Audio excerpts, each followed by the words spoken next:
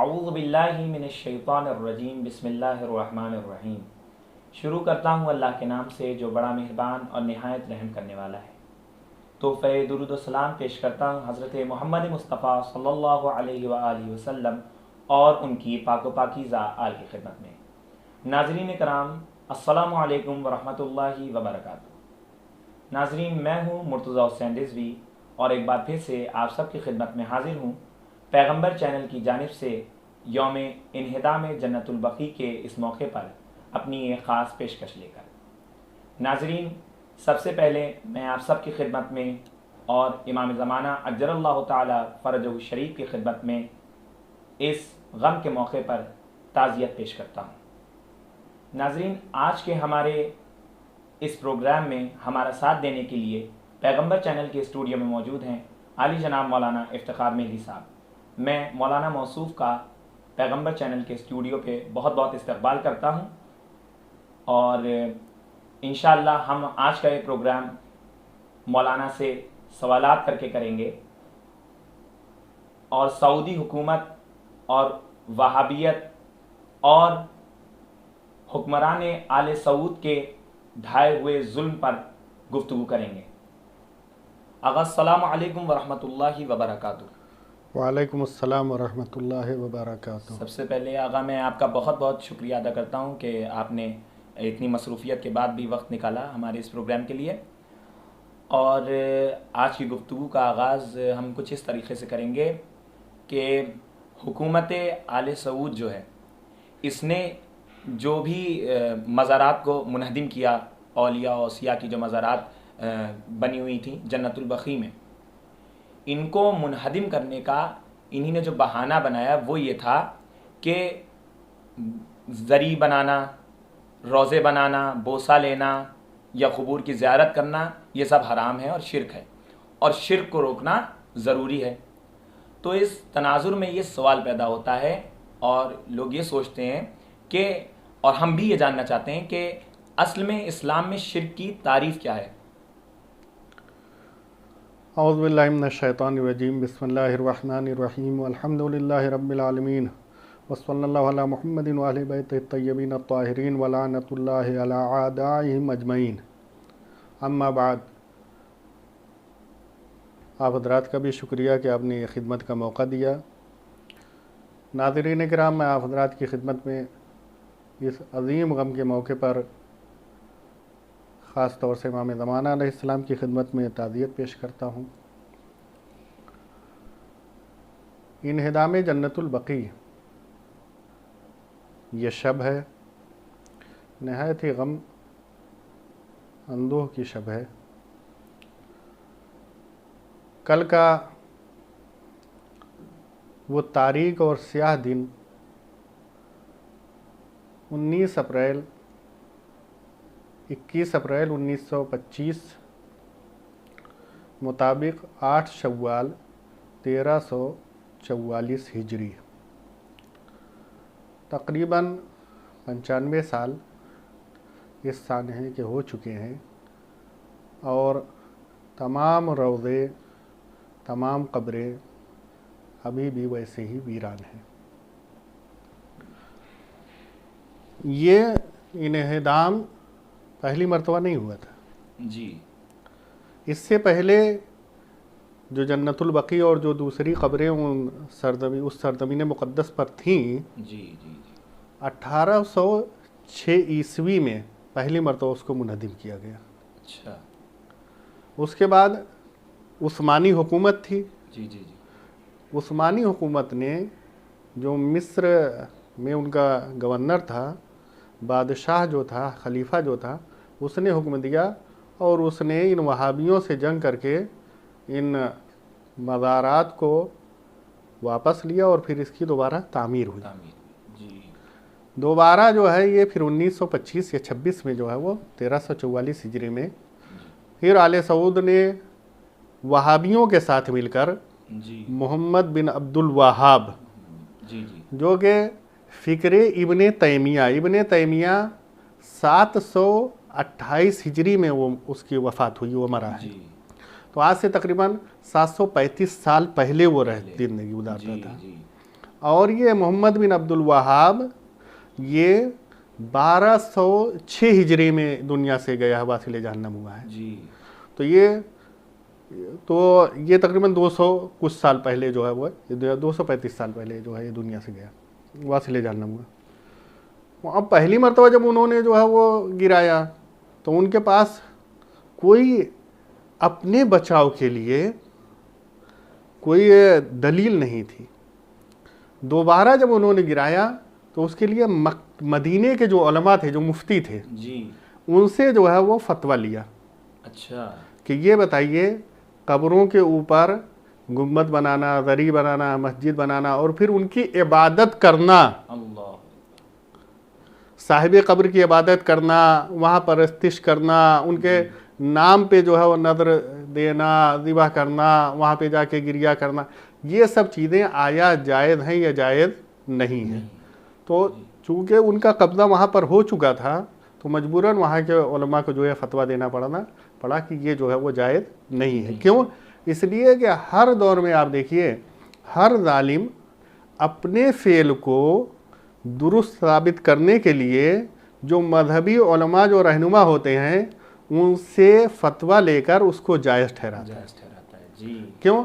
ताकि जो मुखालिफिन हैं उनको खामोश कराया जा सके, या जो अवाम है उसके दरमियान शक व तरद्दुद पैदा किया जा सके या उनको कायल किया जा सके। यहाँ तक कि यजीद ने भी कत्ल इमाम हुसैन अलैहिस्सलाम के लिए जो है उस वक़्त के जो कादी थे उनसे फतवा लिया था। जी, जी। और आज के आले सऊद जी। जितनी भी इस्लाम मुखालिफ आज उस सरजमीन मुक़द्दस पर तहरीकें हो रही हैं, जिस तरीके से वहाँ पर जो है वो फिल्में हैं, सिनेमा है और रक़्स व सुरूर के जितने भी जो है वो आलमी शोहरत याफ्ता जो है वो डांसर हैं या जो रक़्स करने वाले हैं, वो जो औरतें वो सब आ रही हैं वहाँ पर, जितने भी तफरीही मकामात वो सब उन्होंने इन्हीं मुफ्तियों से जो कल सब इसको हराम कह रहे थे आज उन्हीं से फतवा लिया कि ये सब जायज़ हो गया। तो सऊदी हुकूमत और वहाबियों का मेयार जो है आयत कुरानी या जो है हदीस पैगम्बर इस्लाम नहीं है जी। उस वक़्त से आज तक ये साबित है कि हमेशा जो हुक्काम है उनकी मर्ज़ी जो है उसके मुताबिक वो आयत कुरानी की तावील करते हैं और उसके मुताबिक जो है वो अहादीस की तावील करके जो है वो हुक्काम के मुताबिक जो है वो फतवे देते हैं।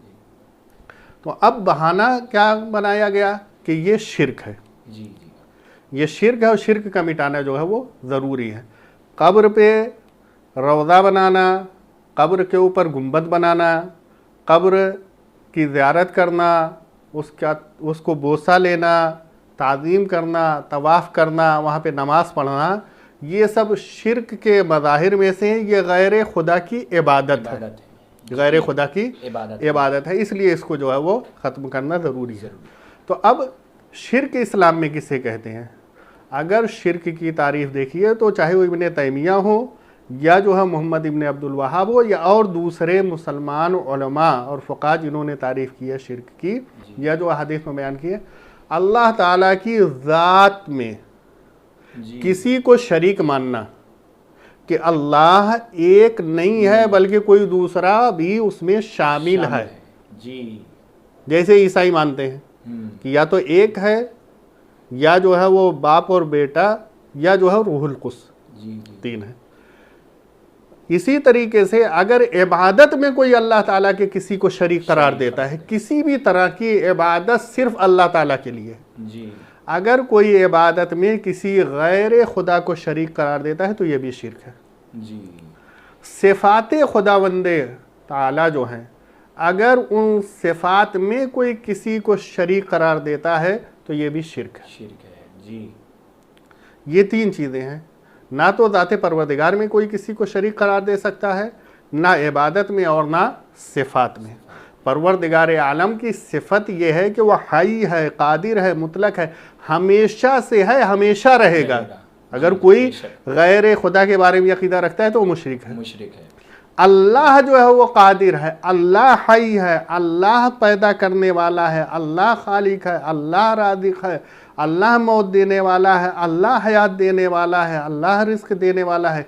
इसमें अगर कोई किसी को भी सिफ़ात इलाही का हामिल मानता है तो वो शिर्क है।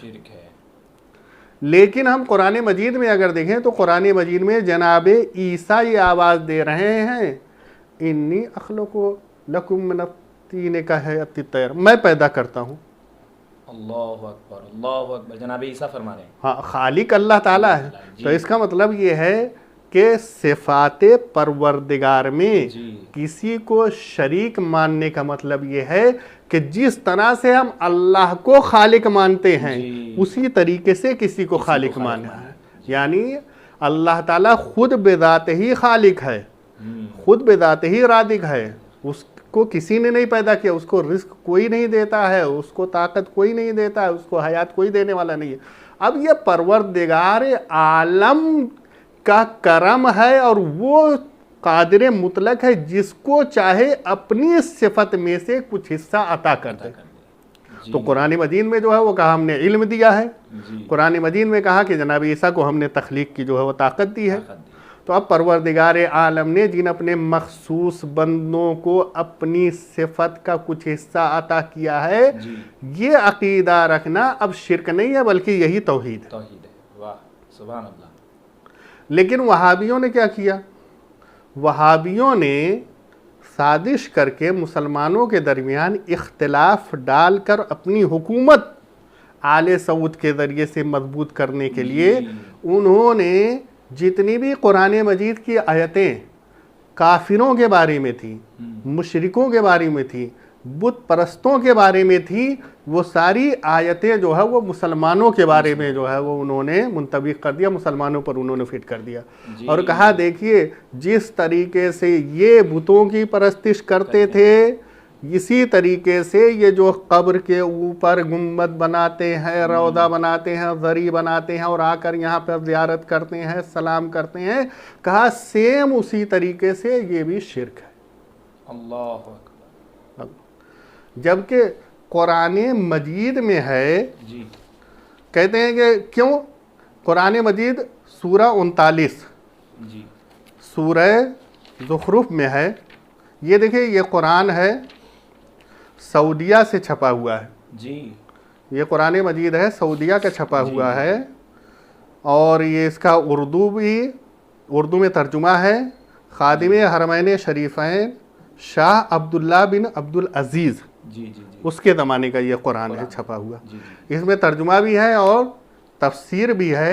ये जब हाजी वहाँ पर जाते हैं तो उनको जो है वो दिया जाता है, जो जिस ज़मान में होते हैं उनको दिया जाता है। आप ये देखिए कि उन्होंने क्या कहा, जितने भी अल्लाह के अलावा चाहे वो बुतों को पूजते थे या जो है वो लकड़ियों के खुदा बनाकर, वो क्या कहते थे, वो कहते थे मा नाबुदुहुम इल्ला लियुक़र्रिबूना इलल्लाहि ज़ुल्फ़ा, हम इनकी इबादत क्यों करते हैं, हम इनकी इबादत करते हैं जी। हम बुतों की जिनको हम अपना सरप्रस्त वली मानते हैं, इनका कासाद मानते हैं, हम इनकी इबादत क्यों करते हैं, ताकि ये हमें अल्लाह से करीब कर दें। अच्छा, अल्लाह से करीब कर दें। तो अब इस आयत को लेकर वहाँ भी क्या कहते हैं, कहते हैं देखिए वो जो मक्के के काफिर और मुशरिक थे वो अल्लाह को अल्लाह मानते थे, बुतों को अल्लाह नहीं मानते थे जी। वो सनम को अल्लाह नहीं मानते थे, वो भी कहते थे कि खालिक वही है, राज़िक वही है, मालिक वही है। जैसे आज ये मुसलमान कहते हैं, जो कब्रों के मानने वाले हैं, जो रोज़ों के मानने वाले, वो भी कहते हैं कि अल्लाह तो वही है। लेकिन हम क्यों कब्र पे जाते हैं, हम यही कहते हैं अल्लाह से तकर्रुब के लिए जाते हैं। रोज़े पर क्यों जाते हैं, अल्लाह से कुर्बत के लिए जाते हैं, अल्लाह की खुशनुदी हासिल करने के लिए जाते।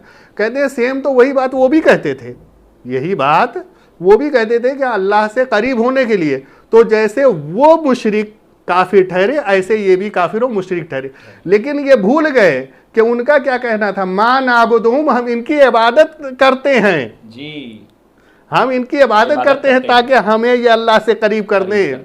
पूरे चैलेंज के साथ जितने भी वहाबी हैं, उलमा हैं, सबसे ये सवाल कर रहा हूँ, क्या कोई एक भी मुसलमान दिखा सकते हैं जो किसी भी कब्र पे जाता और वो कहता हो कि मैं इसकी इबादत के लिए आया हूँ। इबादत के लिए नहीं जाता कोई मुसलमान कब्र के ऊपर, रोज़े के ऊपर, ज़ियारत के लिए जाता है, ताज़ीम के लिए जाता है, एहतराम के लिए जाता है।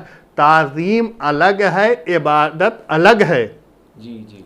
किसी को अल्लाह मानते हुए उसके सामने झुकना, उसकी जी। तादीम करना, उसका एहतराम करना अल्लाह मानते हुए ये इबादत है। जी जी और अल्लाह का रसूल मानते हुए, अल्लाह का वली मानते हुए, अल्लाह का खास बंदा मानते हुए उसके सामने अगर इंसान झुक रहा है, उसकी इज्जत कर रहा है, उसका एहतराम कर रहा है, ये इबादत नहीं है, ये ताज़ीम है जिसका जी। हुक्म कुरान मजीद दे रहे हैं। ये फ़र्क है इबादत और ताज़ीम में। वहाबियों ने जानबूझकर मुसलमानों के दरमियान एक गलत फ़िक्र राइज की ताकि इसके ज़रिए से हम मुसलमानों के ऊपर जो है वो इख्तियार व इक़्तिदार हासिल कर लें और हमारी हुकूमत जो है मजबूत हो जाए। तो ये सारा शिर्क का बहाना तौहीद के ज़रिए सिर्फ हुकूमत हासिल करने के लिए है, इसका दीन और इस्लाम से कोई ताल्लुक़ नहीं है। जी आगा, क्योंकि वक्त की काफ़ी कमी भी है और हमें प्रोग्राम भी वक्त के अंदर मुकम्मल करना है, एक सवाल और इंशाल्लाह इसके बाद जब हम प्रोग्राम करेंगे तो उसमें इस बात को कंटिन्यू करेंगे और इसके बाद गुफ्तगू करेंगे।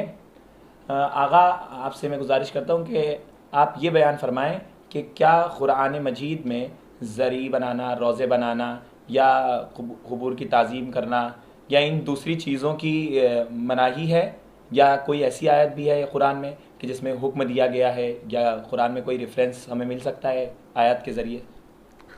देखिए, कुरान मजीद में वहाबी, ये दहशतगर्द जिस वाक़े को और जिन आयात को ज़रिया बनाते हैं तमाम मुसलमानों को अपने अलावा काफिर और मुशरिक साबित करने के लिए, उनमें से एक वाक़या है सूरह ताहा 20वां सूरा, उसकी जो है वो 97 आयत करीमा है। जनाब मूसा अलैहिस्सलाम का यह वाक़या है। जनाब मूसा जब बनी इसराइल को लेकर नील से अबूर करके, जब आप नजात देकर बनी इसराइल को लेकर आ गए और लश्कर फ़िरौन के साथ जो है गर्क हो गया। अभी कुछ दूर चले थे कि उन्होंने देखा कि जो है वो एक बछड़ा है कि जिसकी लोग इबादत कर रहे हैं, तो कहा कि मूसा जो है हमारे लिए भी ऐसे एक खुदा बना दीजिए। तो खैर जनाब मूसा वहाँ पर गज़बनाक हुए और उनको जो है वो सरदनिश की और फिर उसके बाद वापस आए।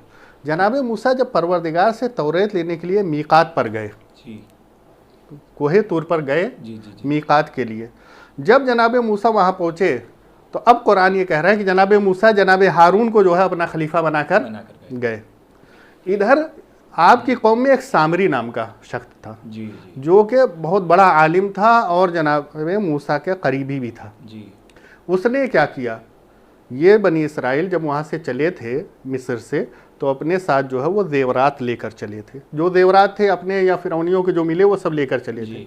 इसने क्या किया, इसने वो सारे जेवरात लिए और लेने के बाद उनको पिघलाया, उसमें आग लगाई। जो पिघल गए तो उसने एक बछड़ा गौशाला जो है बनाया उन्हीं जेवरात का।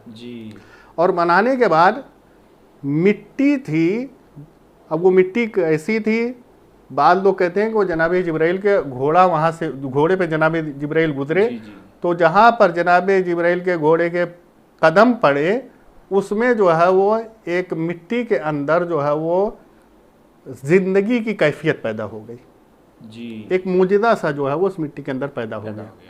वो मिट्टी उसने उस बछड़े के अंदर डाल दी। जब वो बछड़ा तैयार हो गया बहुत खूबसूरत सा, तो उसके अंदर जो है वो आवाज़ जैसे बैल की आती है, जब उसके अंदर से हवा गुजरती, तो अल्लाह ताला ने इनको इम्तिहान में डाला, आजमाइश में डाला, और जो उसके अंदर जो है वो आवाज़ आने लगी। अब जब आवाज़ आने लगी तो इन्होंने क्या कहा, कालू, कहने लगे कि देखो ये तुम्हारा खुदा है, ये तुम्हारा खुदा है और मूसा का भी खुदा है। अच्छा, यही बछड़ा जो है, यही गौशाला तुम्हारा भी खुदा है और मूसा की भी खुदा। फनसिया, मूसा जो भूल गए, वो तो कोहे तूर पे गए हैं, खुदा तो ये है। अब वो सब उसकी इबादत करने लगे, बछड़े की। ठीक है, अब मुख्तसर करूं, जनाब मूसा जब वापस आए और आने के बाद जब उन्होंने सामरी से पूछा तो सामरी ने बताया कि ऐसे ऐसे मैंने जो है वो किया और जो है वो बछड़ा बना के दिया और जो है ये इसकी इबादत करनी। जनाब मूसा ने कहा कि अच्छा तू यहाँ से अब चला जा, और आज के बाद तेरी सदा ये है कि तू ये कहेगा ला मसासा, कोई मुझे छुए नहीं, कोई मुझे छुए नहीं। इसका जो है वो अगर आज के दौर में हम लोग कोरोना के ज़माने में गुजार रहे हैं, शायद उस ज़माने में भी ये कोरोना हुआ क्यों?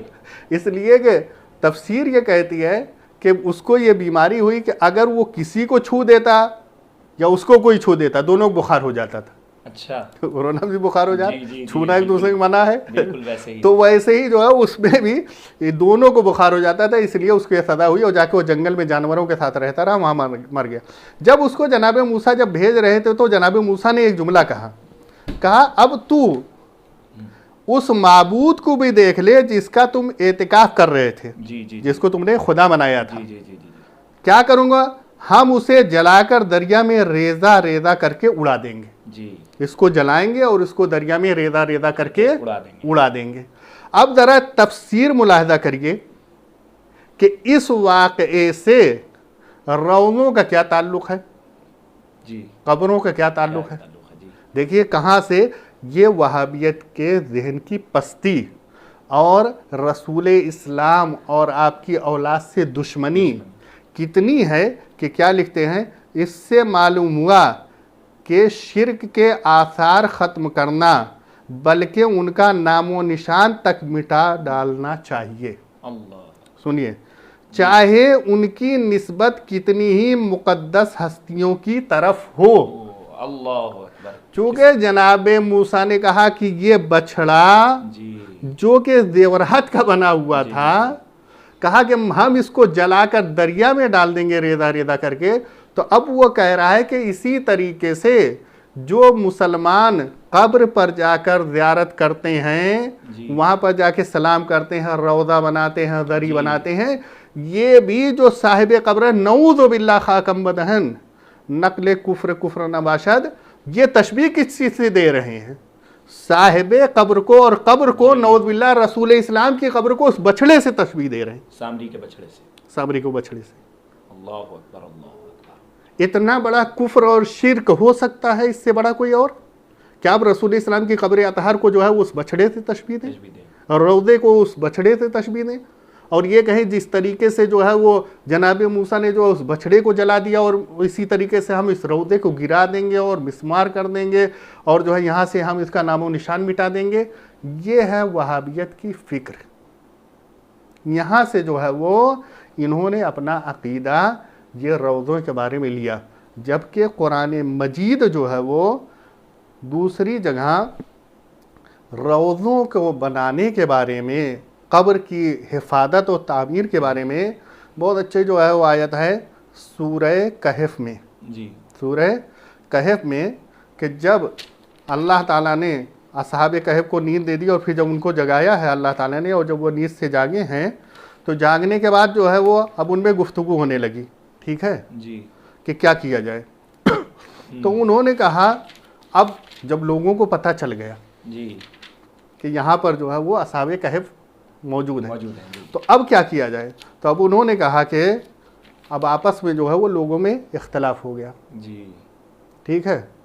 कुछ कहने लगे कि यहाँ पर इमारत बना दी जाए, जहाँ पर वो आराम फरमा रहे हैं तो यहाँ पर इमारत बना दी जाए ताकि एक निशानी रहे कि जिन्होंने अल्लाह के लिए जो है ये इतनी मुसीबतें उठाई हैं वो मिट नहीं गए, फना नहीं हो गए, यहाँ पर सो रहे हैं, आराम कर रहे हैं, निशानी बना दी जाए। और कुरान ये कह रहा है कालल लदीना गलबू अला अमरहिम लनत्तखिदन्ना अलैहिम मस्जिदा। लेकिन उस बहस और मुबाहसे में जो गालिब आ गए उन्होंने क्या कहा? उन्होंने कहा हम यहाँ पर इमारत नहीं बल्कि मस्जिद बनाएंगे। अल्लाह अकबर, अल्लाह अकबर। उस जगह पर जहाँ असहाबे कहफ आराम फरमा रहे हैं, कहा हम सिर्फ इमारत नहीं बनाएंगे, हम यहाँ पे मस्जिद बनाएंगे। ये कुरान मजीद जो कह रहा है कि हम यहाँ पे मस्जिद बनाएंगे, उन्होंने कहा तो अब ये तो कुरान है जो कह रहा है कि वहाँ पर मस्जिद बनाने के लिए, अगर ये बिदात और शिर्क और कुफ्र होता तो कुरान को चाहिए था कि मना कर देता। ये आयत एक लफ्ज़ इसमें और भी आ जाता कि ये गलत था उनका नज़रिया। लेकिन अब आप देखिए लेकिन चूंकि ये बात वहाबियत के अकीदे के ख़िलाफ़ है तो अब तफसीर में देखिए, तफसीर में क्या कहते हैं ये? तफसीर में कहते हैं ये कहने वाले कौन थे? जिन्होंने कहा कि हम मस्जिद बनाएंगे, ये कौन थे? ये कहने वाले कौन थे? जी। बाद कहते हैं उस वक्त के अहले ईमान थे, असहाबे कहफ के अलावा जो अहले ईमान थे उन्होंने कहा कि हम यहाँ पे मस्जिद बनाएंगे। जी। बाद कहते हैं कि बादशाह और उसके साथी थे, तो बादशाह उसके साथी वो तो मोमिन थे नहीं जी। तो अब इसमें उलमा के दरमियान इख्तिलाफ हो गया। जी। ठीक है, ये गलबा हासिल करने वाले अहले ईमान थे या अहले कुफ्र और शिरक? ये कहते हैं वहाबी, जिन्होंने ये कुरान की तफसीर लिखी है, शौकानी जो कि इन्हीं के आलिम में से पहली राय को तरजीह देते हैं। अच्छा, वही यानी कौन कहेगा कि हम मस्जिद बनाएंगे? जी, जी, जी, भाई काफिर और मुशरिकों से मस्जिद से क्या लेना देना है, क्या ताल्लुक है, या उनका असहाबी कहफ से जो है क्या ताल्लुक है? जी। तो वो कह रहे हैं कि शौकानी कहते हैं कि नहीं, वो अहले ईमान थे। जी जी। लेकिन इब्ने कसीर जी, वहाबियों के बहुत बड़े आलिम हैं, इब्ने कसीर, जिन्होंने तफसीर लिखी है, और जो इब्ने तैमिया जो इन सारे अकायद का इस ज़माने का 700 साल पहले जो हुआ, ये जितनी भी मोहम्मद इब्ने वहाब ने जो फिक्रें ली हैं वो सारी इब्ने तैमिया से ली हैं। वो जो उसका बानी है, ये उसका शागिर्द इब्ने कसीर शागिर्द ने इब्ने तैमिया किया। हाँ, इब्ने तैमिया ने क्या कहा? दूसरी राय को तरजीह दी। जी। क्यों? इसलिए कि अगर वो पहली राय को मान लेंगे कि अहले ईमान ये कह रहे थे कि हम यहाँ मस्जिद बना देंगे, तब तो वहाबियत की सारी इमारत ही मिसमार हो गई, सारे अकीदे की। तो इसलिए कह रहे हैं कि नहीं, वो काफिर थे जो कह रहे थे कि हम मस्जिद बना लेंगे। वाह वाह वाह, कि दुनिया में ऐसे भी काफिर हो गए जो कह रहे थे कि हम यहाँ पे असहाबे कहफ के जो है वो, आप देख लिए, वहाबियों ने अपने अकीदे को मजबूत करने के लिए और उसके इंतशार के लिए कुरान मजीद की कितनी गलत तफसीर और जो है वो तावील की, कि कुरान मजीद में सराहतन है कि अहले ईमान ने कहा कि हम वहाँ पर जो है मस्जिद बनाएंगे। और ये कह रहे हैं कि वो कहने वाले जो है वो काफिर थे। और फिर उसके बाद जो है वो सूरह बकरा में इरशाद हुआ, 125 आयत है, कि अल्लाह ताला ने कहा कि जो मकाम इब्राहीम है, मकाम इब्राहीम क्या है? जब जनाब इब्राहीम और जनाब इस्माइल खाने काबा की तामीर कर रहे थे, तो जब दीवार बुलंद हो गई और आपके कामत से जब बुलंद हो गई, तो अब वहाँ तक पहुँचने के लिए जो आपने पत्थर रखा अपने कदमों के नीचे जी, उसको मकाम इब्राहीम कहते हैं। वो पत्थर जी जी जी, हर हाजी तवाफ करने के बाद जो है उसके ऊपर वाजिब है क्या? 2 रकत नमाज उस पत्थर के बाद जाकर अल्लाहु अकबर, अल्लाहु अकबर।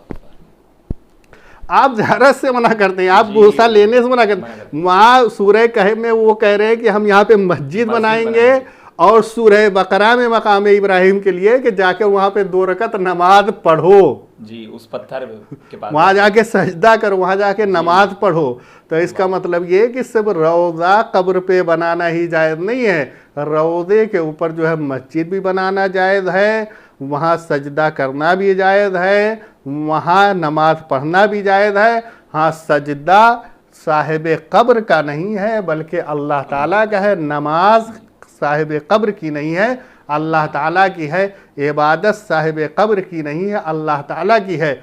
इबादत, नमाज, सजदा सब अल्लाह ताला का है, ताज़ीम ये साहिब कब्र की है। ये हकीकत इस्लाम है। माशाअल्लाह, माशाअल्लाह, जज़ाकल्लाह। नाज़रीन, ये थे आली जनाब मौलाना इफ्तिखार मेहदी साहब, जो बेहतरीन तरीक़े से आयात कुरानी की रोशनी में इन्हिदाम जन्नतुल बक़ी के असल जो मुल्ज़मीन हैं हुकूमत आले सऊद, और असल जो फ़िक्र वहाबियत है उसके रद्द में दलाइल पेश कर रहे थे। नाज़रीन, आज का ये प्रोग्राम हम यहीं पर ख़त्म करते हैं। इंशाअल्लाह फिर से आप सबकी खिदमत में हाजिर होंगे इन्हीं सवालात के साथ, और कुछ नए सवालात भी हम मौलाना मौसूफ से दरियाफ़्त करेंगे। तब तक के लिए खुदा हाफिज़, फ़ी अमानिल्लाह, वस्सलामु अलैकुम वरहमतुल्लाहि वबरकातुहू।